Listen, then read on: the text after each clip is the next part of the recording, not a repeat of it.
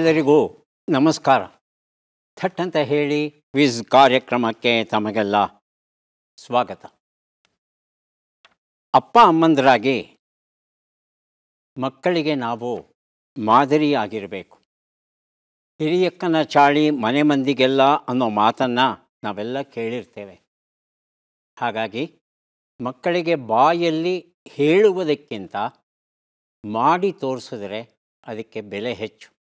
ಆದರೆ ಅಪ್ಪ ಅಮ್ಮಂದಿರು ಮಾಡುವಂಥ ಕೆಲವು ಸಾಮಾನ್ಯ ತಪ್ಪುಗಳ ಬಗ್ಗೆ ಒಂದು ಚೂರು ನೋಡೋಣ. ಮಗು ಮೊದಲ ಬಾರಿಗೆ ನಡೆಯೋಕ್ಕೆ ಪ್ರಯತ್ನ ಪಡ್ತಾ ಇರುತ್ತೆ, ಬಿದ್ದು ಬಿಡುತ್ತೆ ಕೆಳಕ್ಕೆ. ಬಿದ್ದು ಕೂಡಲೇ ಅಮ್ಮನೋ ಅಜ್ಜಿನೋ ಓಡೋಡಿ ಬರ್ತಾರೆ. ಆ ಮಗುನ ಎತ್ಕೊಂಡು ಅದಕ್ಕೆ ಸಮಾಧಾನ ಮಾಡ್ತಾ ಆ ನೆಲಕ್ಕೆ ಫಟ್ ಫಟ್ ಅಂತ 4 ಏಟು ಹೊಡಿತಾರೆ. ಹೊಡೆದ್ಬಿಟ್ಟು ಬೀಳಿಸ್ಬಿಟ್ಟಿಯ ನನ್ನ ಮಗುನ, ಬೈದದ್ದು. ಮಗು ಏನು ಪಾಠ ಕಲಿತಾ ಇದೆ ಹೇಳಿ? ನಾನು ತಪ್ಪು ಮಾಡಿಲ್ಲ, ನೆಲ ತಪ್ಪು ಮಾಡಿದೆ, ಹಾಗಾಗಿ ನಾನು ಮಾಡೋದೆಲ್ಲ ಸರಿ, ಬೇರೆಯವರೇ ತಪ್ಪುಗಳನ್ನು ಮಾಡ್ತಾರೆ. ಹಾಗೆಯೇ ಏನಾದರೂ ಒಂದು ತಪ್ಪು ಕೆಲಸ ಮಾಡಿದಾಗ ಅಮ್ಮ ಅದಳು ಹೇಳ್ತಾಳೆ, ಬರಲಿ ಅಪ್ಪ ಬಿಡಿಸ್ತೀನಿ ನಿನಗೆ ಗ್ರಾಚಾರ ಅಂದಾಗ ಮಗು ಏನು ತಿಳ್ಕೊಳ್ಳುತ್ತೆ, ನಾನು ಅಪ್ಪನಿಗೆ ಮಾತ್ರ ಹೆದರಬೇಕು, ಅಮ್ಮನಿಗೆ ಹೆದರಬೇಕಾಗಿಲ್ಲ. ಇದು ಮಕ್ಕಳು ಕಲಿಯುವಂಥ ಒಂದು ಪಾಠ. ಈ ರೀತಿಯಾದ ತಪ್ಪು ಸಂದೇಶಗಳನ್ನು ಕೊಡಬಾರ್ದಾಗುತ್ತೆ. ಅಪ್ಪ ಆದವನು ಮಾರ್ಕ್ಸ್ ಕಾರ್ಡ್ ನೋಡ್ತಾ, ಏನೋ ಬರೀ 99, 100 ಯಾಕೆ ಬರಲಿಲ್ಲ? ನಿಮ್ಮ ಕ್ಲಾಸಲ್ಲಿ ಯಾರಿಗೆ 100 ಬಂತು? ಓಹೋ, ರಾಕೇಶನಿಗೆ ಬಂತಾ? ನೋಡು, ಅವನಿಗೆ 100, ನಿಂಗೆ 99. ಹೀಗೆ ಹೇಳಿದಾಗ ಆ ಮಗುವಿನ ಮೇಲೆ ಯಾವ ಪರಿಣಾಮ ಬೀರುತ್ತೆ ಹೇಳಿ? 99 ಅಂಕಗಳನ್ನು 60 ಜನ ವಿದ್ಯಾರ್ಥಿಗಳಲ್ಲಿ 2ನೇಯವನಾಗಿ ನಾನು ನಿಲ್ತಿದ್ದೇನೆ, ನಮ್ಮ ಅಪ್ಪ ಅಮ್ಮಂದಿರಿಗೆ ಸಂತೋಷವಿಲ್ಲ, ಇನ್ನೇನು ಮಾಡಿದರೆ ಸಂತೋಷ ಅನ್ನೋ ಪ್ರಶ್ನೆಯನ್ನು ತನಗೆ ತಾನೇ ಹಾಕ್ಕೊಂಡಾಗ 100 ಅಂಕವನ್ನು ಗಳಿಸಿದಂಥ ರಾಕೇಶನ ಮೇಲೆ ಅವನಿಗೇ ಗೊತ್ತಿಲ್ಲದಿರೋ ಹಾಗೆ ಒಂದು ರೀತಿಯಾದ ಕೋಪ, ಹೊಟ್ಟೆಕಿಚ್ಚು ಬರುತ್ತೆ. ಅವನು ರಾಕೇಶ ಇದ್ದಿದ್ದಕ್ಕೆ ನಾನು ಇವತ್ತು ಬಯಸ್ಕೊಂಡೆ. ತನಗೇ ಗೊತ್ತಿಲ್ಲದಿರೋ ಹಾಗೆ ರಾಕೇಶನನ್ನು ದ್ವೇಷಿಸೋದಕ್ಕೆ ಆರಂಭಿಸುತ್ತೆ ನಿಮ್ಮ ಮಗು. ಹಾಗಾಗಿ ಏನು ಮಾತಾಡ್ತೀರಿ ಅದು ಬಹಳ ಮುಖ್ಯ. ಆಹಾ ಸುಳ್ಳು ಹೇಳೋದು ಕಲ್ತಿದೀಯಾ, ಎಲ್ಲ ನಿಮ್ಮಪ್ಪನ ಹಾಗೆ. ಮುಗೀತು ಕತೆ. ನಮ್ಮಪ್ಪ ಯಾವಾಗಲೂ ಸುಳ್ಳು ಹೇಳ್ತಾನೆ, ಸತ್ಯವನ್ನೇ ಹೇಳೋಲ್ಲ. ಈ ವಿಚಾರ ಹೇಳಿದ್ದು ನಮ್ಮಮ್ಮ. ಹಾಗಿದ್ದ ಮೇಲೆ ಅಪ್ಪ ಇಲ್ಲ, ದುಡ್ಡಿಲ್ಲ ಅಥವಾ ಮತ್ತೊಂದಿಲ್ಲ ಅಂದಾಗ ಅವನು ಸುಳ್ಳು ಹೇಳ್ತಿದ್ದಾನೆ ಅನ್ನೋದು ನಂಗೆ ಚೆನ್ನಾಗಿ ಗೊತ್ತಾಗುತ್ತೆ. ಗಲಾಟೆ ಮಾಡಬೇಕೋ ಅಮ್ಮನಿಗೋ ಯಾರಿಗೋ ಹೇಳಿ ನನಗೆ ಬೇಕಾಗಿರೋ ವಸ್ತುನ ನಾನು ತರಿಸ್ಕೋಬೇಕು, ಕೊಂಡ್ಕೋಬೇಕು. ಈ ರೀತಿಯಾದ ಪಾಠ ಬರುತ್ತೆ. ಹಾಗಾಗಿ ನಿಮ್ಮಮ್ಮನಿಗೆಲ್ಲ ಬರುತ್ತೋ ಲೆಕ್ಕ? ಅವಳಿಗೆ ಲೆಕ್ಕ ಚೆನ್ನಾಗಿ ಬಂದಿದ್ದರೆ ಅವಳು ಚೆನ್ನಾಗಿ ಓದಿ ಇಂಜಿನಿಯರ್ ಆಗ್ತಾಯಿದ್ಲು. ದಡ್ಡ ಮುಂಡೆದು, SLCನೂ ಮಾಡಲಿಲ್ಲ. ಹೀಗೆ ಅಪ್ಪ ಅನ್ನಿಸ್ಕೊಂಡು ನಾನು ಇಂಜಿನಿಯರು, ನಿಮ್ಮಮ್ಮ ದಡ್ಡಿ ಅಂತ ಏನಾದರೂ ಹೇಳಿಬಿಟ್ರೆ, ಹೌದಾ ಅಮ್ಮನಿಗೆ ನಿಜಕ್ಕೂ ಸಾಮಾನ್ಯ ಜ್ಞಾನ ಇಲ್ವಾ? ದಡ್ಡಿನ SLC ಪಾಸ್ ಮಾಡೋಕ್ಕಾಗಲಿಲ್ವಾ? ಆ ಪುಟ್ಟ ವಯಸ್ಸಲ್ಲಿ ಈ ರೀತಿಯಾದ ನಕಾರಾತ್ಮಕ ಭಾವಗಳನ್ನು ತುಂಬಬಾರ್ದು ನಾವು. ಅದರೇನು ಮಾಡ್ತೇವೆ, ನಮಗೇ ಗೊತ್ತಿಲ್ಲದಿರೋ ಹಾಗೆ ಅನೇಕ ನಕಾರಾತ್ಮಕ ವಿಚಾರಗಳನ್ನು ಮಕ್ಕಳ ಮನಸ್ಸಲ್ಲಿ ತುಂಬ್ತಾ ಹೋಗ್ತೇವೆ. ಮಕ್ಕಳ ಮನಸ್ಸು ಹಸಿ ಗೋಡೆ ಇದ್ದ ಹಾಗೆ, ಕಲ್ಲು ಹೊಡೆದ್ರೂ ಹೋಗಿ ಅಂಟ್ಕೊಳ್ಳುತ್ತೆ, ಒಂದು ರತ್ನವನ್ನು ತಗೊಂಡು ಹೊಡೆದ್ರೂ ಅಂಟ್ಕೊಳ್ಳುತ್ತೆ. ಹಾಗಾಗಿ ಮಕ್ಕಳ ಬಗ್ಗೆ ಹೇಗೆ ವರ್ತಿಸ್ತೀರಿ ಅನ್ನೋದನ್ನು ತಿಳ್ಕೊಳ್ಳಿಕ್ಕೆ ಒಂದು ಸೊಗಸಾದ ಅಪರೂಪದ ಪುಸ್ತಕ ಕನ್ನಡದಲ್ಲಿ ಪ್ರಕಟವಾಗಿದೆ. ರಾಜಪಥ, ಸೋಲನ್ನು ಸೋಲಿಸಿ ಗೆಲ್ಲುವವರಿಗಾಗಿ ರಾಜಪಥ ಅಂತ ಹೇಳ್ತಾರೆ ರಾಜೇಂದ್ರ ಭಟ್ ಕೆ ಅವರು. ರಾಜೇಂದ್ರ ಭಟ್ ಅವರು ಕಾದಂಬರಿಕಾರರಾಗಿ, ಅಂಕಣಕಾರರಾಗಿ, ಉತ್ತಮ ಭಾಷಣಕಾರರಾಗಿ ಬಹಳ ಪ್ರಸಿದ್ಧರು. ಕಳೆದ 5 ವರ್ಷಗಳಿಂದ ಪ್ರತಿದಿನ ಒಂದು ಅಂಕಣವನ್ನು ಬರೀತಾ ಇದ್ದಾರೆ. ಇದು ಸಾಮಾನ್ಯವಾದ ಕೆಲಸ ಅಲ್ಲ. ಪ್ರತಿದಿನ ಒಂದು ವಿಚಾರ ಪ್ರಚೋದಕ ಅಂಕಣವನ್ನು ಬರೀಬೇಕು ಅಂತ ಹೇಳ್ತಂದರೆ ಅವರ ಓದಿನ ವಿಸ್ತಾರ ಎಷ್ಟಿರಬೇಕು ಯೋಚನೆ ಮಾಡಿ. ಹಾಗೆ ಪ್ರಕಟಿಸಿದಂಥ ಅಂಕಣ ಬರಹಗಳಲ್ಲಿ ಅತ್ಯುತ್ತಮವಾದ ಬರಹಗಳನ್ನು ಸೇರಿಸಿ ಈ ರಾಜಪಥ ಎನ್ನುವ ಒಂದು ಪುಸ್ತಕವನ್ನು ಅವರು ಪ್ರಕಟಿಸಿದ್ದಾರೆ. ಹಾಗಾಗಿ ನಮ್ಮ ಕನ್ನಡ ನಾಡಿನ ಎಲ್ಲ ಅಪ್ಪ ಅಮ್ಮಂದರು ಈ ಒಂದು ಪುಸ್ತಕವನ್ನು ಒಂದು ಸಲ ಓದ್ತು ಅಂತ ಹೇಳ್ತಂದರೆ ತಾವೆಲ್ಲಿ ತಪ್ಪು ಮಾಡ್ತಾ ಇದ್ದೇವೆ ತಮ್ಮ ಮಕ್ಕಳನ್ನು ಬೆಳೆಸೋದ್ರಲ್ಲಿ ಅನ್ನುವ ಕೆಲವು ಒಳನೋಟಗಳು ದೊರೆಯುತ್ತೆ. ರಾಜೇಂದ್ರ ಭಟ್ ಅವರನ್ನು ಅಭಿನಂದಿಸ್ತಾ ಕಾರ್ಯಕ್ರಮವನ್ನು ಆರಂಭಿಸ್ತಾ ಇದ್ದೇವೆ. ನಮ್ಮ ಮೊದಲ ಸ್ಪರ್ಧೆಯ ಪರಿಚಯ. ನನ್ನ ಹೆಸರು ನಾಗಸ್ಮಿತಾ. ನಾನು ಮಧುಗಿರಿಯಿಂದ ಬಂದಿದ್ದೀನಿ. ನನ್ನ ಹವ್ಯಾಸಗಳು ಡ್ರಾಯಿಂಗು, ಆರ್ಟ್ ಆ್ಯಂಡ್ ಕ್ರಾಫ್ಟು ಮತ್ತು ಹಾಡನ್ನು ಹೇಳೋದು ಮತ್ತು ಕೇಳೋದು. ನಾಗಸ್ಮಿತಾ ಅವರಿಗೆ ಸ್ವಾಗತವನ್ನು ಕೋರ್ತಾ ಇದ್ದೇವೆ. ಮುಂದಿನ ಸ್ಪರ್ಧೆ. ಎಲ್ಲರಿಗೂ ನಮಸ್ಕಾರ. ನನ್ನ ಹೆಸರು ಮಲ್ಲೇಶ್ HR ಅಂತ. ನಾನು ಮೂಲತಃ ಕುಣಿಗಲ್ ತಾಲೂಕು ಹುಲಿಯರ್ದುರ್ಗ ಹೋಬಳಿ ಉನುಗ್ನಳ್ಳಿ ಗ್ರಾಮದಿಂದ ಬಂದಿದ್ದೇನೆ. ಹಾಲಿ ವಾಸ ಬೆಂಗಳೂರು. ನನ್ನ ಹವ್ಯಾಸಗಳು ದೇವಸ್ಥಾನಗಳಿಗೆ ಪ್ರವಾಸ ಹೋಗೋದು ಮತ್ತು ತಟ್ಟಂತ ಹೇಳಿ ಕಾರ್ಯಕ್ರಮನ ಕುಟುಂಬ ಸಮೇತ ನೋಡೋದು. ತುಂಬ ಸಂತೋಷ ಮಲ್ಲೇಶ್ ಅವರೇ. ಕಾರ್ಯಕ್ರಮಕ್ಕೆ ಸ್ವಾಗತವನ್ನು ಕೋರ್ತಾ ಇದ್ದೇವೆ. ನಮ್ಮ ಮೂರನೆಯ ಸ್ಪರ್ಧಿ. ನಮಸ್ತೆ ಎಲ್ಲರಿಗೂ. ನನ್ನ ಹೆಸರು ದೇವಿಕಾ. ನಾನು ದೊಡ್ಡಬಳ್ಳಾಪುರದಿಂದ ಬಂದಿದ್ದೀನಿ.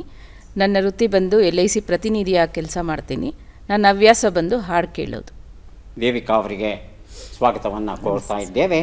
ಮೂವರು ಸಿದ್ಧ ಅಂತ ಹೇಳಿದ್ರೆ ಕಾರ್ಯಕ್ರಮ ಆರಂಭಿಸೋಣ. ಮೊದಲಿಗೆ ನಿಯಮಗಳನ್ನು ಒಮ್ಮೆ ನೋಡಿಬಿಡೋಣ. ಒಟ್ಟು 10 ಪ್ರಶ್ನೆಗಳು. ಮೊದಲು ಬಜರ್ ಒತ್ತಿದವರಿಗೆ ಉತ್ತರ ನೀಡುವ ಅವಕಾಶ. ಪ್ರತಿ ಸರಿ ಉತ್ತರಕ್ಕೆ ಒಂದು ಪುಸ್ತಕ ಬಹುಮಾನ.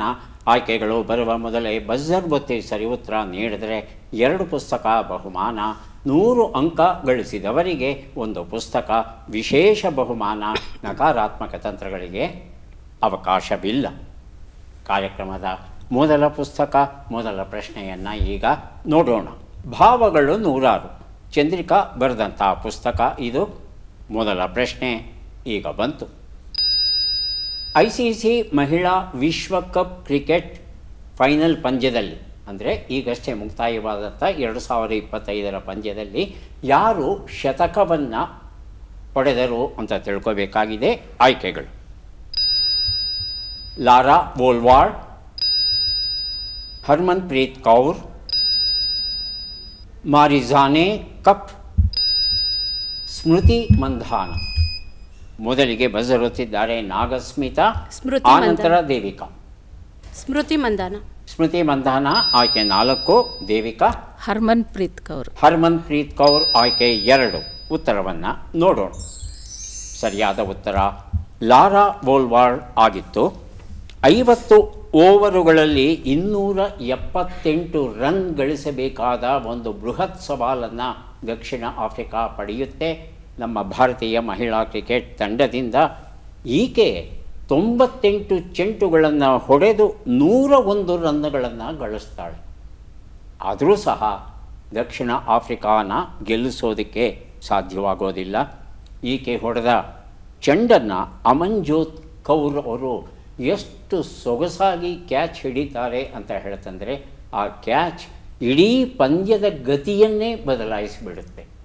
ಆ ಕ್ಯಾಚ್ ಹಿಡಿದೇ ಹೋಗಿದ್ದರೆ, ತಪ್ಪಿ ಹೋಗಿದ್ದರೆ ಬಹುಶಃ ವೋಲ್ವಾರ್ಡ್ ಅವರು ಇನ್ನೂ ಹೆಚ್ಚು ರನ್ಗಳನ್ನು ಗಳಿಸ್ತಾ ಇದ್ರೋ ಏನೋ ಗೊತ್ತಿಲ್ಲ. ಅದರಲ್ಲೂ ಆ ದೃಶ್ಯವನ್ನು ನೋಡಿದಂಥ ಭಾರತೀಯರ ಹೃದಯ ಬಾಯಿಗೆ ಬಂತು ಅನ್ನೋ ಒಂದು ನುಡಿಗಟ್ಟು ಇದೆಯಲ್ಲ, ಹಾಗೆ. ಯಾಕಂದರೆ ಇಲ್ಲಿ ಹಿಡಿದು ಹಾಗೆ ಬಿದ್ದು ಕೆಳಗೆ ಬಿದ್ದು ಕೊನೆಯಲ್ಲಿ ಆ ಚೆಂಡನ್ನು ಹಿಡಿತಾಳೆ ಆಕೆ. ಹಾಗಾಗಿ ಬಹಳ ಅದ್ಭುತವಾದ ಒಂದು ಕ್ಯಾಚನ್ನು ಹಿಡಿದ್ರು. ಆದರೆ ಲಾರಾ ಅವರ ಆಟವೂ ಸಹ ಅಷ್ಟೇ ಅದ್ಭುತವಾಗಿತ್ತು ಅನ್ನೋದನ್ನು ಇಲ್ಲಿ ಸ್ಮರಿಸ್ಕೋಬೇಕು. ಐತಾಳರ ಕಥೆಗಳು ಎನ್ನುವ ಪುಸ್ತಕ, ಎಡಗುಡ್ಡೆ ಚಂದ್ರಶೇಖರ ಐತಾಳ ಇದನ್ನು ಬರೆದಿದ್ದಾರೆ. ನಮ್ಮ ಪ್ರಶ್ನೆ: ವಿಶ್ವದ ಮೊದಲ 10 ಸಂತೃಪ್ತ ದೇಶಗಳಲ್ಲಿ 3ನೆಯ ದೇಶ ಯಾವುದು? ಆಯ್ಕೆಗಳನ್ನು ನೋಡೋಣ. ಸ್ವೀಡನ್, ಡೆನ್ಮಾರ್ಕ್, ಫಿನ್ಲ್ಯಾಂಡ್ ಹಾಗೂ 4ನೇದು ಐಸ್ಲ್ಯಾಂಡ್. ಮೊದಲಿಗೆ ಬಜರುತ್ತಿದ್ದಾರೆ ಮಲ್ಲೇಶ್, ಆನಂತರ ನಾಗಸ್ಮಿತಾ. ಡೆನ್ಮಾರ್ಕ್ ಅಂತ ಹೇಳ್ತಾ ಇದ್ದಾರೆ. ಆಯ್ಕೆ 2. ಹೇಳಿ ನಾಗಸ್ಮಿತಾ. ಸ್ವೀಡನ್ ಅಂತ ಹೇಳ್ತಾ ಇದ್ದಾರೆ. ಉತ್ತರವನ್ನು ನೋಡೋಣ. ಆದರೆ 3ನೆಯ ಸ್ಥಾನದಲ್ಲಿ ಐಸ್ಲ್ಯಾಂಡ್ ಇದೆ. ಮೊದಲ ಸ್ಥಾನದಲ್ಲಿ ಇದ್ದದ್ದು ಫಿನ್ಲ್ಯಾಂಡ್, 2ನೇ ಸ್ಥಾನದಲ್ಲಿ ಡೆನ್ಮಾರ್ಕ್, 3ನೇ ಸ್ಥಾನದಲ್ಲಿ ಐಸ್ಲ್ಯಾಂಡ್ ಇದೆ. ಐಸ್ಲ್ಯಾಂಡ್ ಬರೀ ಮಂಜಿನಿಂದ ತುಂಬಿರುವಂಥ ಭಾಗ. ಆದರೆ ಸೌಂದರ್ಯಕ್ಕೆ ಮತ್ತೊಂದು ಹೆಸರು ಅಂತ ಹೇಳ್ತಾರೆ. ಅಲ್ಲಿನ ದೃಶ್ಯಗಳು ಅಷ್ಟು ಅದ್ಭುತವಾಗಿದೆ ಅಂತ ಹೇಳ್ತಾರೆ. ಇದು ಈ ನಾರ್ಡಿಕ್ ದೇಶಗಳ ವ್ಯಾಪ್ತಿಗೆ ಬರುತ್ತೆ. ಸುಖ, ಸಂತೋಷ, ನೆಮ್ಮದಿ ಹೇಳಿ ಮಾಡಿಸಿದ ಹಾಗೆ ಇದೆ ಇಲ್ಲಿ.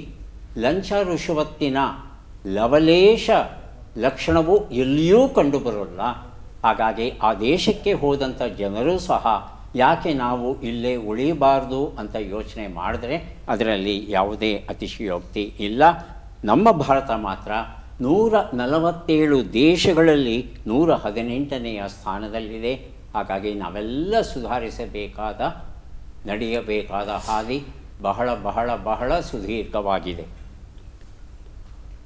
ಜನಸಾಮಾನ್ಯರಿಗಾಗಿ ಕಾನೂನು ಮಾಹಿತಿ ಎನ್ನುವ ಪುಸ್ತಕ ಕರ್ನಾಟಕ ರಾಜ್ಯ ಕಾನೂನು ಸೇವೆಗಳ ಪ್ರಾಧಿಕಾರ ಈ ಪುಸ್ತಕವನ್ನು ಪ್ರಕಟಿಸಿದೆ. ನಮ್ಮ ಪ್ರಶ್ನೆ: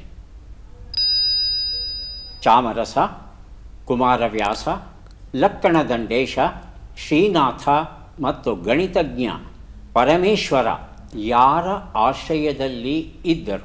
ಆಯ್ಕೆಗಳನ್ನು ನೋಡೋಣ. ಮಲ್ಲಿಕಾರ್ಜುನ ದೇವ, ಅಚ್ಯುತರಾಯ, ಇಮ್ಮಡಿ ದೇವರಾಯ, ಕೃಷ್ಣದೇವರಾಯ. ಬಸವತಿ ಉತ್ತರವನ್ನು ಕೊಡಿ. ಮೊದಲಿಗೆ ದೇವಿಕಾ, ಆನಂತರ ಮಲ್ಲೇಶ್. ಕೃಷ್ಣದೇವರಾಯ. ಕೃಷ್ಣದೇವರಾಯ ಆಯ್ಕೆ 4, ಮಲ್ಲೇಶ್. ಅಚ್ಯುತರಾಯ. ಅಚ್ಯುತರಾಯ ಆಯ್ಕೆ 2. ಉತ್ತರವನ್ನು ನೋಡೋಣ. ಆದರೆ ಸರಿಯಾದ ಉತ್ತರ ಇಮ್ಮಡಿ ದೇವರಾಯ ಆಗಿತ್ತು. ಇಮ್ಮಡಿ ದೇವರಾಯನ ಆಸ್ಥಾನದಲ್ಲಿ ಕುಮಾರವ್ಯಾಸ ತನ್ನ ಭಾರತವನ್ನು ಬರೀತಾನೆ, ಚಾಮರಸ ತನ್ನ ಪ್ರಭುಲಿಂಗ ಲೀಲೆಯನ್ನು ಬರೀತಾನೆ, ಲಕ್ಕಣ್ಣ ದಂಡೇಶ ಶಿವತತ್ವ ಚಿಂತಾಮಣಿ ಅನ್ನೋ ಪುಸ್ತಕವನ್ನು ಬರೀತಾನೆ, ಶ್ರೀನಾಥ ಅಂತೂ ಹರವಿಲಾಸಮು ಅನ್ನೋ ಕೃತಿಯನ್ನು ತೆಲುಗು ಭಾಷೆಯಲ್ಲಿ ಬರೀತಾನೆ, ವಾಟಸ್ಸರಿ ಪರಮೇಶ್ವರಿ ನಂಬೂದರಿ ಅವರು ಆರ್ಯಭಟ ಬರೆದಂಥ ಕೃತಿಗಳು, ಭಾಸ್ಕರ ಬರೆದಂಥ ಕೃತಿಗಳು ಏನಿದೆ ಅವೆಲ್ಲಕ್ಕೂ ಸಹ ಭಾಷ್ಯವನ್ನು ಬರೀತಾರೆ ಕೇರಳದಲ್ಲಿ ಇದ್ದಂಥ ಈ ಗಣಿತಜ್ಞ. ಹಾಗೆಯೇ ಸ್ವತಃ ಇಮ್ಮಡಿ ದೇವರಾಯ ಆತ ಕವಿ ಆಗಿದ್ದ. ಸೊಬಗಿನ ಸೋನೆ, ಅಮರುಕ ಅನ್ನೋ 2 ಪುಸ್ತಕಗಳನ್ನು ಕನ್ನಡದಲ್ಲಿ, ಮಹಾನಾಟಕ ಸುಧಾನಿಧಿ ಅನ್ನೋ ನಾಟಕದ ಪುಸ್ತಕವನ್ನು ಸಂಸ್ಕೃತದಲ್ಲೂ ಬರೀತಾನೆ. ಹಾಗಾಗಿ ಇಮ್ಮಡಿ ದೇವರಾಯನ ಕಾಲವನ್ನು ಸಂಗಮ ವಂಶದ ಸುವರ್ಣ ಕಾಲ ಅಂತ ಕರೀತಾರೆ. ಯಾಕಂದರೆ ಗುಲ್ಬರ್ಗದಿಂದ ಶ್ರೀಲಂಕಾದವರೆಗೆ ಈತ ಸಾಮ್ರಾಜ್ಯವನ್ನು ವಿಸ್ತಾರ ಮಾಡ್ತಾನೆ. ಮುಂದಿನ ಪುಸ್ತಕ ಅಮರಜಾಲ. ಇದು ಆಧುನಿಕ ವ್ಯಸನಗಳ ಬಲೆ. ಮಧುರ ಎಂ ಮಾಳೋಧೆ ಇದನ್ನು ಬರೆದಿದ್ದಾರೆ. ನಮ್ಮ ಪ್ರಶ್ನೆ: ಆಪರೇಷನ್ ಸಿಂಧೂರ ಹಿನ್ನೆಲೆಯಲ್ಲಿ ಭಾರತವು ಯಾವ ಹೊಸ ಕ್ಷಿಪಣಿಯನ್ನು ಕೊಳ್ಳಲಿದೆ? ಆಯ್ಕೆಗಳನ್ನು ನೋಡೋಣ. ಪೊಸೈಡಾನ್, ಮೀಟಿಯೋರ್, ಕಾಮೆಟ್, ಪಿರಾನಾ. ಮೊದಲಿಗೆ ನಾಗಸ್ಮಿತಾ, ಆನಂತರ ದೇವಿಕಾ. ಮೀಟಿಯೋರ್ ಆಯ್ಕೆ 2, ದೇವಿಕಾ. ಪೊಸೈಡಾನ್ ಆಯ್ಕೆ 1. ಉತ್ತರವನ್ನು ನೋಡೋಣ. ಮೀಟಿಯೋರ್ ಉತ್ತರ ಸರಿಯಾಗಿದೆ. ನಾಗಸ್ಮಿತಾ ಅವರಿಗೆ ಅಮರಜಾಲ ಎನ್ನುವ ಈ ಒಂದು ಪುಸ್ತಕವನ್ನು ಕೊಟ್ಟಿದ್ದೇವೆ. ಆಪರೇಷನ್ ಸಿಂಧೂರ್ನಲ್ಲಿ ನಮ್ಮ ಗೆಲುವಿಗೆ ಕಾರಣವಾದ ಬಹಳ ಮುಖ್ಯವಾದ ವಿಚಾರ ಅಂದರೆ ಪಾಕಿಸ್ತಾನ ದೇಶದ ರಡಾರ್ ವ್ಯವಸ್ಥೆ ಏನಿತ್ತು, ಆ ರಡಾರ್ ವ್ಯವಸ್ಥೆಯನ್ನು ನಾಶ ಮಾಡಿದಂಥ ನಮ್ಮ ಕ್ಷಿಪಣಿಗಳು. ಅದರ ಮಹತ್ವವನ್ನು ಅರಿತಂಥ ಭಾರತೀಯ ಸೇನೆ ಈ ಮೀಟಿಯೋರ್ ಎನ್ನುವ ಹೊಸ ಕ್ಷಿಪಣಿಯನ್ನು ಕೊಳ್ಳಲಿದೆ. ಗಾಳಿಯಿಂದ ಗಾಳಿಗೆ ಹಾರುತ್ತೆ. ಇದು ಯುರೋಪಿಯನ್ ಒಕ್ಕೂಟ ಇದನ್ನು ನಿರ್ಮಿಸಿದೆ. 4 ಮ್ಯಾಕ್ ವೇಗದಲ್ಲಿ ಹೋಗುತ್ತಂತೆ. ಅಂದರೆ ಶಬ್ದದ ವೇಗ ನಮಗೆ ಗೊತ್ತಿದೆಯಲ್ಲ, ಆ ಶಬ್ದದ ವೇಗಕ್ಕಿಂತಲೂ 4 ಪಟ್ಟು ವೇಗದಲ್ಲಿ ಚಲಿಸುತ್ತಂತೆ ಈ ಒಂದು ಕ್ಷಿಪಣಿ. ಇದರ ವಿಶೇಷ ಅಂದರೆ ಎಲ್ಲೆಲ್ಲಿ ರಡಾರ್ ವ್ಯವಸ್ಥೆ ಇದೆಯೋ ಅದನ್ನು ಹುಡುಕಿಕೊಂಡು ಹೋಗಿ ನಾಶ ಮಾಡುತ್ತಂತೆ. ಹಾಗಾಗಿ ಮುಂದೆ ನಡೆಯುವಂಥ ಯುದ್ಧಗಳಲ್ಲಿ ಈ ಒಂದು ಕ್ಷಿಪಣಿಯ ಪಾತ್ರ ಬಹಳ ಮುಖ್ಯವಾಗಲಿದೆ. ಸುಮಾರು 120 ಕಿಲೋಮೀಟರ್ ದೂರ ಹೋಗುವ ಸಾಮರ್ಥ್ಯ ಉಂಟಂತೆ ಈ ಮೀಟಿಯೋರ್ ಎನ್ನುವ ಕ್ಷಿಪಣಿಗೆ. ಸಂಗೀತಗಾರರು, ಹಾಸ್ಯ ಪ್ರಸಂಗಗಳು. ಸಂಕಲನ ಎಸ್ ಶಶಿಧರ್. ಪ್ರಶ್ನೆ: ಬಿಟ್ಟ ಅಕ್ಷರಗಳನ್ನು ತುಂಬಿ. ಮ ಸ್ಕ್ರೂ ಯ ಜಿ ಡಿ. ಮೊದಲಿಗೆ ಬರೆದಿರುತ್ತಿದ್ದಾರೆ ಮಲ್ಲೇಶ್, ಆನಂತರ ನಾಗಸ್ಮಿತಾ. ಮಲ್ಲೇಶ್, ನಮ್ಮ ಸಂಸ್ಕೃತಿಯ ಜೀವನಾಡಿ. ನಮ್ಮ ಸಂಸ್ಕೃತಿಯ ಜೀವನಾಡಿ ಅಂತ ಹೇಳ್ತಾ ಇದ್ದಾರೆ. ಹೌದಾ ನಾಗಸ್ಮಿತಾ ಅವರೇ? ಸೇಮ್. ಹೌದು ಅಂತಿದ್ದಾರೆ. ಉತ್ತರವನ್ನು ನೋಡೋಣ. ನಮ್ಮ ಸಂಸ್ಕೃತಿಯ ಜೀವನಾಡಿ ಉತ್ತರ ಸರಿಯಾಗಿದೆ. ಸಂಗೀತಗಾರರು, ಹಾಸ್ಯ ಪ್ರಸಂಗಗಳು, ಈ ಒಂದು ಪುಸ್ತಕವನ್ನು ಮಲ್ಲೇಶ್ ಅವರಿಗೆ ಕೊಟ್ಟಿದ್ದೇವೆ. ಈಗ ಕೊಡ್ತಾ ಇದ್ದೇವೆ ನಮ್ಮ ರಾಯಚೂರು, ಈರಣ್ಣ ಬೆಂಗಾಲಿ ಅವರು ಬರೆದಂಥ ಪುಸ್ತಕ. ಇದು ನಮ್ಮ ಪ್ರಶ್ನೆ. ಈ ಕೆಳಗಿನ ಲೆಕ್ಕಗಳನ್ನು ಪೂರ್ಣಗೊಳಿಸಿ ಉತ್ತರಗಳನ್ನೆಲ್ಲ ಕೂಡಿ ಅಂತಿಮ ಉತ್ತರವನ್ನು ನೀಡಿ. ಲೆಕ್ಕಗಳು ಈಗ ಬಂದಿದೆ. 57 ಕೂಡು 85, 79 ಕಳೆ 35, 25 ಗುಣಿಸು 9, 180 ಭಾಗಿಸು 5.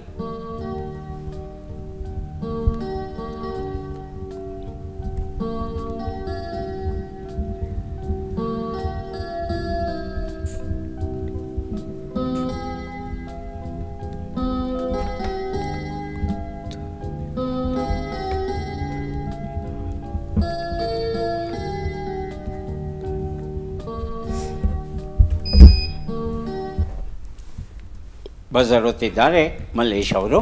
447. 447 ಅನ್ನೋ ಉತ್ತರ ಕೊಟ್ಟಿದ್ದಾರೆ. ನಾಗಸ್ಮಿತಾ 391. ಭಿನ್ನವಾದ ಉತ್ತರ.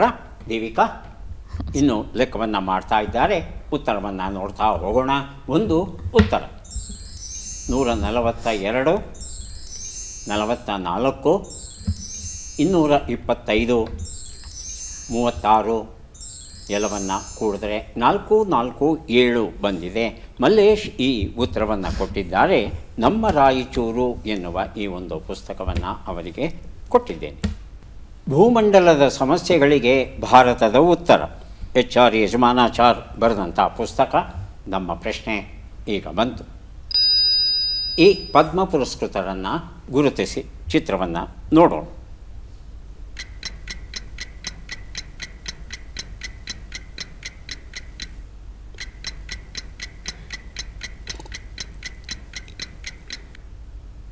ಆಯ್ಕೆಗಳು: ರತನ್ ಕುಮಾರ್ ಪರಿಮೂ, ರಾಮಾದರ್ಶ್ ಮಿಶ್ರಾ, ರಣೇಂದ್ರ ಭಾನು ಮಜುಮ್ದಾರ್, ಪವನ್ ಗೋಯಂಕ. ಮೊದಲಿಗೆ ನಾಗಸ್ಮಿತಾ, ನಂತರ ಮಲ್ಲೇಶ್. ರಣೇಂದ್ರ ಭಾನು ಮಜುಮ್ದಾರ್. ಆಯ್ಕೆ 3 ಹೇಳಿ ಮಲ್ಲೇಶ್. ರಾಮಾದರ್ಶ್ ಮಿಶ್ರಾ. ಆಯ್ಕೆ 2. ಉತ್ತರವನ್ನು ನೋಡೋಣ. ರಣೇಂದ್ರ ಭಾನು ಮಜುಮ್ದಾರ್ ಉತ್ತರ ಸರಿಯಾಗಿದೆ. ಭೂಮಂಡಲದ ಸಮಸ್ಯೆಗಳಿಗೆ ಭಾರತದ ಉತ್ತರ, ಈ ಒಂದು ಪುಸ್ತಕವನ್ನು ನಾಗಸ್ಮಿತಾ ಅವರಿಗೆ ಕೊಟ್ಟಿದ್ದೇವೆ. ಪದ್ಮಶ್ರೀ ಗೌರವವನ್ನು ಪಡೆದರು ರಣೇಂದ್ರ ಭಾನು ಮಜುಮ್ದಾರ್. ಇದು ಅವರ ಪೂರ್ಣ ಹೆಸರು. ಆದರೆ ಜಗತ್ತಲ್ಲಿ ಅವರು ಹೆಚ್ಚು ಪ್ರಸಿದ್ಧರಾಗಿರೋದು ರೋಣು ಮಜುಮ್ದಾರ್ ಅನ್ನೋ ಹೆಸರಲ್ಲಿ. ಇವರು ಕೊಳಲು ವಾದಕವರು, ಪಶ್ಚಿಮ ಬಂಗಾಳಕ್ಕೆ ಸೇರಿದವರು. ಇವರ ವಾದನ ಎಷ್ಟು ಪ್ರಸಿದ್ಧ ಅಂದರೆ ಗ್ರಾಮಿ ಪ್ರಶಸ್ತಿಗಳಿಗೆ ಇವರು ನಾಮನಿರ್ದೇಶಿತರಾಗ್ತಾರೆ. ಕೆಲವು ಗಿನ್ನೆಸ್ ದಾಖಲೆಗಳು ಸಹ ಇವರ ಹೆಸರಲ್ಲಿ ಉಂಟು. ಮುಂದಿನ ಪುಸ್ತಕ ಮತ್ತು ಪ್ರಶ್ನೆ: ಸ್ವಚ್ಛಮೇವ ಜಯತೆ, ಶರೀರ ಸ್ವಚ್ಛತೆಗೊಂದು ಕೈಗನ್ನಡಿ. ಡಾಕ್ಟರ್ ನಾ ಸೋಮೇಶ್ವರ ಬರೆದಂಥ ಪುಸ್ತಕ. ನಮ್ಮ ಪ್ರಶ್ನೆ: ಈ ಅಕ್ಷರಗಳನ್ನು ಸರಿಯಾಗಿ ಜೋಡಿಸಿ. ಅಕ್ಷರಗಳು: ಮ, ದು, ಳ, ಸು, ಪ, ಓ, ನ, ಓ.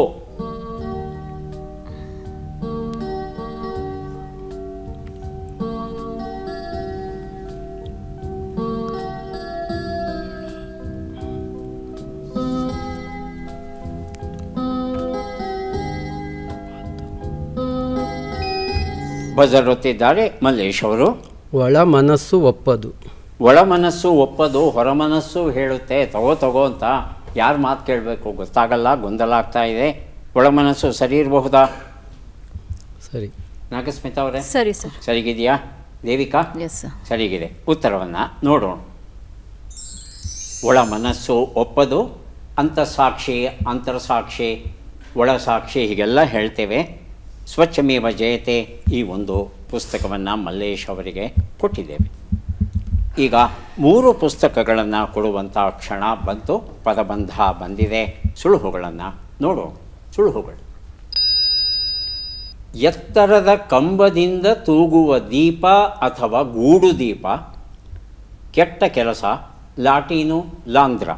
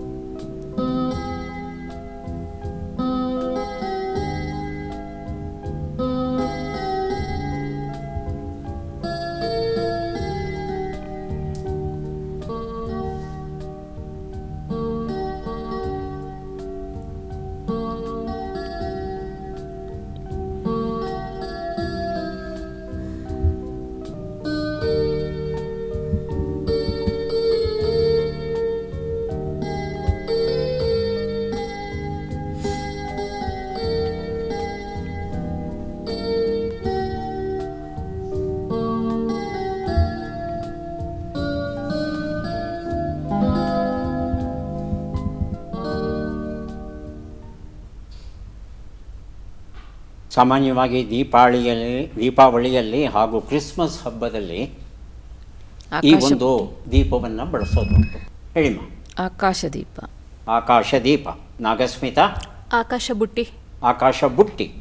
ಉತ್ತರವನ್ನು ನೋಡು. ಆಕಾಶದೀಪ ಉತ್ತರ ಸರಿಯಾಗಿದೆ. ಮಾತ್ರೇ ದೇವೋ ಭವ, ಆರತಿ ಘಟಿಕಾರ್ ಬರೆದಂಥ ಪುಸ್ತಕ. ಇತ್ತೀಚೆಗೆ ನಮ್ಮನ್ನು ಬಿಟ್ಟು ಹೋದರು ಆರತಿ ಘಟಿಕಾರ್ ಅವರು. ಬಹಳ ಸೊಗಸಾಗಿ ಬರೀತಾ ಇದ್ದರು.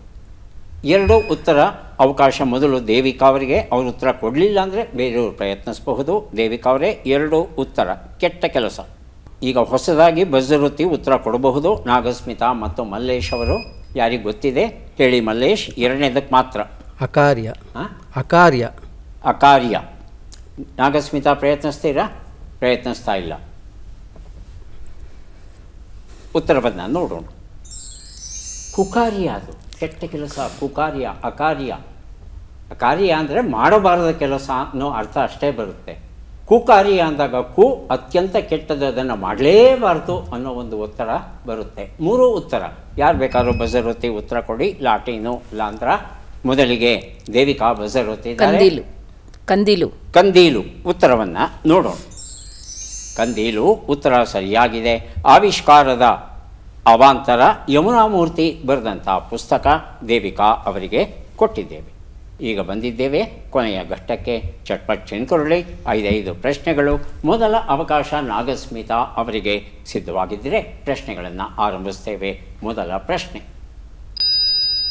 ಹನುಮಂತನ ಬಾಲ ಎಂಬ ನುಡಿಗಟ್ಟಿನ ಅರ್ಥವೇನು? ಉದ್ದ ಸಾಲು, ಚಿಕ್ಕ ಸಾಲು? ಉದ್ದ ಸಾಲು. ಮುಂದಿನ ಪ್ರಶ್ನೆ: ಅನ್ಯಾಯದ ವೆಚ್ಚ ಎಂಬ ಅರ್ಥವನ್ನು ಕೊಡುವ ಶಬ್ದ ಯಾವುದು? ಅಪವ್ಯಯ, ಅಪವರ್ಗ? ಅಪವ್ಯಯ. ಮುಂದಿನ ಪ್ರಶ್ನೆ: ದ್ರೌಪದಿಯನ್ನು ಗೆಲ್ಲಲು ಮತ್ಸ್ಯ ಯಂತ್ರವನ್ನು ಭೇದಿಸಬೇಕಿತ್ತು. ಆ ಬಿಲ್ಲಿನ ಹೆಸರೇನು? ಕಿಂಧುರ, ಕಿಂಧಮ?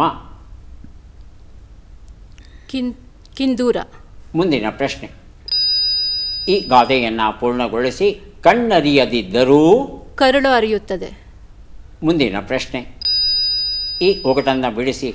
ಅಪ್ಪ ಕೊಟ್ಟದ್ದು ಜೋತಾಡುತ್ತೆ, ಅಮ್ಮ ತಗೊಂಡಿದ್ದು ಅಪ್ಪಿಕೊಂಡೈತೆ.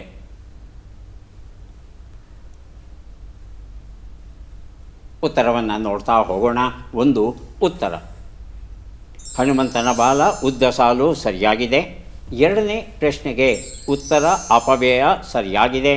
3ನೇ ಪ್ರಶ್ನೆಗೆ ಉತ್ತರ ಕಿಂಧುರ ಸರಿಯಾಗಿದೆ. 4ನೇ ಪ್ರಶ್ನೆಗೆ ಉತ್ತರ ಕಣ್ಣರಿಯದಿದ್ದರೂ ಕರುಳರಿಯದಿದ್ದೀತೆ, ಕರಳು ಅರಿಯುತ್ತೆ. ಸ್ವಲ್ಪ ವ್ಯತ್ಯಾಸ, ಸರಿ ಅಂತ ಸ್ವೀಕರಿಸೋಣ. 5ನೇ ಪ್ರಶ್ನೆಗೆ ಉತ್ತರ ಇದು ಮಾಂಗಲ್ಯ, ಅಮ್ಮ ಹಚ್ಕೊಳ್ಳೋದು ಕುಂಕುಮ. ನಾಗಸ್ಮಿತಾ ಅವರು 5 ಪ್ರಶ್ನೆಗಳಲ್ಲಿ 4 ಪ್ರಶ್ನೆಗಳಿಗೆ ಸರಿಯಾದ ಉತ್ತರ ಕೊಟ್ಟಿದ್ದಾರೆ. 4 ಪುಸ್ತಕಗಳನ್ನು ಅವರಿಗೆ ಕೊಡ್ತಾ ಇದ್ದೇವೆ. ಈಗ ಮಲ್ಲೇಶ್ ಅವರಿಗೆ ಅವಕಾಶ ಬರ್ತಾ ಇದೆ. ಸಿದ್ಧವಾಗಿದ್ದೀರಾ? ಮೊದಲ ಪ್ರಶ್ನೆ: ಹದ್ದಿನ ಕಣ್ಣು ಎಂಬ ನುಡಿಗಟ್ಟಿನ ಅರ್ಥವೇನು? ಸೂಕ್ಷ್ಮ ದೃಷ್ಟಿ, ಮಂದ ದೃಷ್ಟಿ? ಸೂಕ್ಷ್ಮ ದೃಷ್ಟಿ. ಮುಂದಿನ ಪ್ರಶ್ನೆ: ಐಂದ್ರಜಾಲ ಎಂಬ ಅರ್ಥವನ್ನು ಕೊಡುವ ಶಬ್ದ ಯಾವುದು? ಗರಡಿ, ಗಾರುಡಿ? ಗಾರುಡಿ. ಮುಂದಿನ ಪ್ರಶ್ನೆ. ದ್ರೌಪದಿಯು ಪಾಂಡವರನ್ನು ಹೇಗೆ ಮದುವೆಯಾದಳು? ಐವರನ್ನೂ ಒಟ್ಟಿಗೆ ಮದುವೆಯಾದಳು, ದಿನಕ್ಕೊಬ್ಬರಂತೆ ಮದುವೆಯಾದಳು? ದಿನಕ್ಕೊಬ್ಬರಂತೆ. ಮುಂದಿನ ಪ್ರಶ್ನೆ. ಈ ಗಾದೆಯನ್ನು ಪೂರ್ಣಗೊಳಿಸಿ. ಮೇಲೆ ತಳುಕು, ಒಳಗೆ ಉಳುಕು. ಒಳಗೆ ಹುಳುಕು. ಐದನೇ ಪ್ರಶ್ನೆ. ಈ ಒಗಟನ್ನು ಬಿಡಿಸಿ. ಅಟ್ಟದ ಮೇಲಿನ ಪುಟ್ಸ್ವಾಮಿ ಹಿಟ್ಟಾಯಿತು ಕೆಳಗಿಳಿಯೋ? ಬೆಣ್ಣೆ. ಬೆಣ್ಣೆ. ಉತ್ತರವನ್ನು ನೋಡ್ತಾ ಹೋಗೋಣ. ಹದ್ದಿನ ಕಣ್ಣು, ಸೂಕ್ಷ್ಮ ದೃಷ್ಟಿ ಸರಿಯಾಗಿದೆ. ಎರಡನೇ ಪ್ರಶ್ನೆಗೆ ಉತ್ತರ ಗಾರುಡಿ ಸರಿಯಾಗಿದೆ. ಮೂರನೇ ಪ್ರಶ್ನೆಗೆ ಉತ್ತರ ದಿನಕ್ಕೊಬ್ಬೊಬ್ಬರಂತೆ ಸರಿಯಾಗಿದೆ.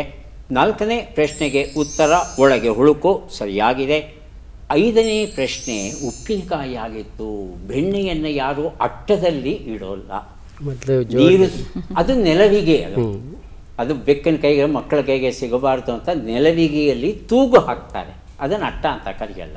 ಆದರೆ ಉಪ್ಪಿನಕಾಯಿ ಮಾತ್ರ ಕತ್ತಲೆ ಇರೋ ಸ್ಥಳದಲ್ಲಿ ಇಡಬೇಕು ಅಂತ ಒಂದು ನಂಬಿಕೆ. ಹಾಗಾಗಿ ಅಟ್ಟದಲ್ಲಿ ಇಡೋದುಂಟು. 4 ಪ್ರಶ್ನೆಗಳಿಗೆ ತಾವು ಸರಿಯಾದ ಉತ್ತರ ಕೊಟ್ಟಿದ್ದೀರಿ. ಹಾಗಾಗಿ 4 ಪುಸ್ತಕಗಳನ್ನು ತಮಗೆ ಕೊಡ್ತಾ ಇದ್ದೇವೆ. ಈಗ ದೇವಿಕಾ ಅವರಿಗೆ ಅವಕಾಶ ಬರ್ತಾ ಇದೆ. ಆರಂಭಿಸಬಹುದಾ? ಮೊದಲ ಪ್ರಶ್ನೆ. ಅವತಾರ ಮುಗಿ ಎಂಬ ನುಡಿಗಟ್ಟಿನ ಅರ್ಥವೇನು? ಅಭಿನಯವನ್ನು ಪೂರ್ಣಗೊಳಿಸು, ಮರಣ ಹೊಂದು. ಅಭಿನಯವನ್ನು ಪೂರ್ಣಗೊಳಿಸು. ಮುಂದಿನ ಪ್ರಶ್ನೆ. ಕರು ಹಾಕಿದ ಎಂಬ ಅರ್ಥವನ್ನು ಕೊಡುವ ಶಬ್ದ ಯಾವುದು? ಈದ, ಸೀದ? ಈದ. ದ್ರೌಪದಿಯಲ್ಲಿ ಯಾವ ದೇವತೆಯ ಅಂಶವು ಬೆರೆತಿತ್ತು? ಲಕ್ಷ್ಮೀ, ಪಾರ್ವತಿ? ಪಾರ್ವತಿ. ಮುಂದಿನ ಪ್ರಶ್ನೆ. ಈ ಗಾದೆಯನ್ನು ಪೂರ್ಣಗೊಳಿಸಿ. ಉಪ್ಪನ್ನು ತಿಂದ ಮೇಲೆ ನೀರು ಕುಡಿಲೇಬೇಕು. ಮುಂದಿನ ಪ್ರಶ್ನೆ. ಈ ಒಗಟನ್ನು ಬಿಡಿಸಿ. 1000 ಕಣ್ಣಿನ ಸರದಾರನಾದರೂ ನೋಡುವುದು 2 ಕಣ್ಣಲ್ಲಿ. ಉತ್ತರವನ್ನು ನೋಡೋಣ. ಅವತಾರ ಮುಗಿ ಮರಣ ಹೊಂದು ಆಗಿತ್ತು. ಅಭಿನಯವನ್ನು ಪೂರ್ಣಗೊಳಿಸುವಂತ ತಾವು ಹೇಳಿದಿರಿ. 2ನೇ ಪ್ರಶ್ನೆಗೆ ಉತ್ತರ ಈದ ಸರಿಯಾಗಿದೆ.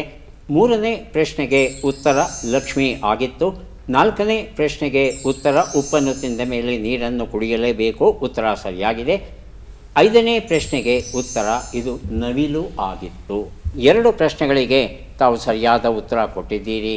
2 ಪುಸ್ತಕಗಳನ್ನು ತಮಗೆ ಕೊಡ್ತಾ ಇದ್ದೇವೆ. ಯಾರಿಗೆ ಎಷ್ಟು ಪುಸ್ತಕ ಬಂದಿದೆ ಅದನ್ನು ನೋಡುವ ಕ್ಷಣ ಈಗ ಬಂತು. ನಾಗಸ್ಮಿತಾ ಅವರಿಗೆ ದೊರೆಯುತ್ತಾ ಇದೆ 3, 3, 6 ಪುಸ್ತಕಗಳು. ಮಲ್ಲೇಶ್ ಅವರಿಗೆ 4, 3, 7 ಪುಸ್ತಕಗಳು ಹಾಗೂ ದೇವಿಕಾ ಅವರಿಗೆ 4 ಪುಸ್ತಕಗಳು ದೊರೆಯುತ್ತಾ ಇವೆ. ನಾಗಸ್ಮಿತಾ ಅವರು ಪುಸ್ತಕಗಳನ್ನು ಸ್ವೀಕರಿಸಬೇಕು. ಕಾರ್ಯಕ್ರಮದಲ್ಲಿ ಭಾಗವಹಿಸಿದ್ದಕ್ಕೆ ನಮಗೆ ಕೃತಜ್ಞತೆಗಳನ್ನು ಸಲ್ಲಿಸ್ತಾ ಇದ್ದೇವೆ.